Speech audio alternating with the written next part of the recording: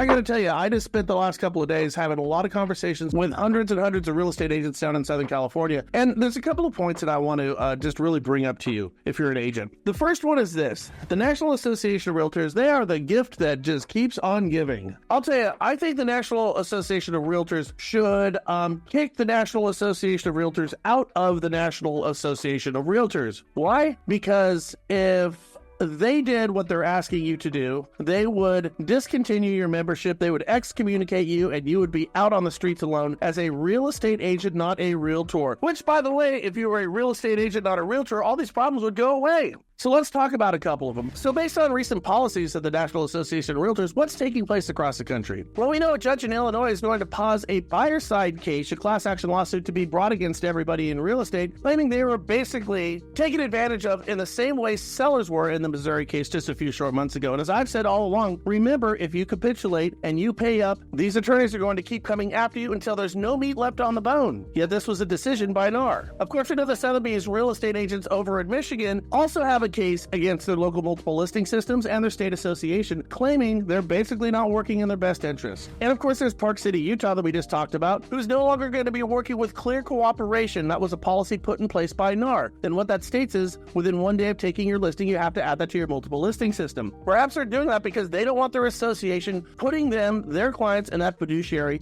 in harm's way. And down in San Diego, California, the multiple listing system down there is telling their agents that they cannot talk about a buyer-side commission inside or even outside of the MLS, which is a unbelievable overreach of what they think their power and authority is. EXP a couple of days ago just agreed to pay over $30 million, getting lock, stock, and barrel behind NAR and all the other real estate companies that have decided to settle in hopes that we're not going to see any more lawsuits. And what did I just tell you? Well, they're coming and they're going to continue to come until what? No meat left on the bone. Now, what makes this totally perplexing is NAR's stance stating that you should not be talking about fireside commissions. That's not good. Yeah, what if I'm a seller and I want to bring a commission to the real estate agent who brings the winning bid to my property, my personal property, my real property, whatever the case may be, and I want to stipulate that a commission is going to be offered because I believe at the end of the day that's going to make me more money. So what does NAR have to say about this? Well, here's exactly what NAR has to say about this prior to turning over and capitulating on these ridiculous lawsuits. In their own bylaws, this is NAR's words. Any regulation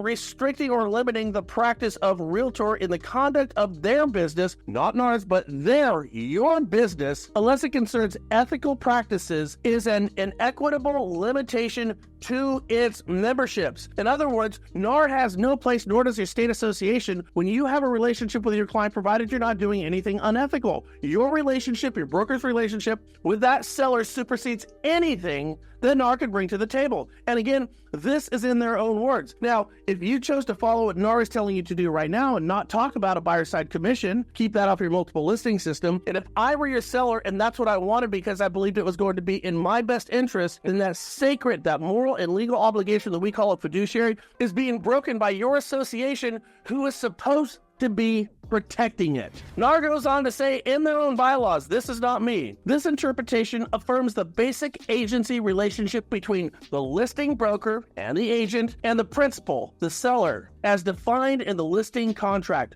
Whatever you guys decide, that is your sacred relationship. Quote, a board or MLS rule may not properly interfere with or supersede the relationship established by the terms of the agreement between the broker and their principal. Period. NAR is breaking their own rules right now. NAR is going against your fiduciary, which is at the core of why you guys are succeeding in any capacity right now. It's that relationship that you have and how wildly important it is, legally and morally. NAR might be asking you to break it. I find that crazy. I think NAR should fire NAR. When those running your association are there to protect you, your clients, and your relationship with them are interfering with it, breaking said fiduciary, what's your next move? Now, if anybody or any association tells me I need to go do something unethical, boy, first, we don't do it, but second, I have to ask why. Now, as a real estate agent, you might disagree with my position, and if you do, let me know in the comments down below.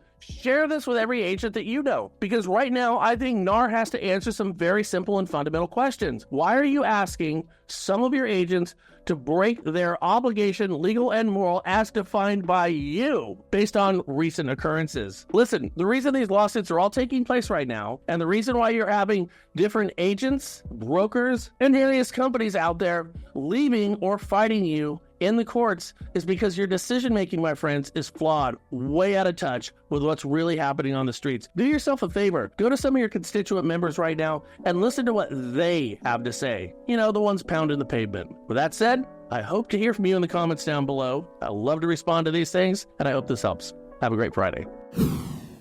Hey guys, Brian Stevens here over at the National Real Estate Post and Mortgage Shots. Listen, I want to send a shout out to Beef and Donna of the Career Compass Continuing Education for Realtors in the state of California for having me down in Temecula a couple of days ago. And man, it was a great job once again. Listen, if you're a realtor and you're in California, the biggest and by far the best continuing ed that you're going to face is going to be with the Career Compass. Look these guys up. They have a completely different take on things.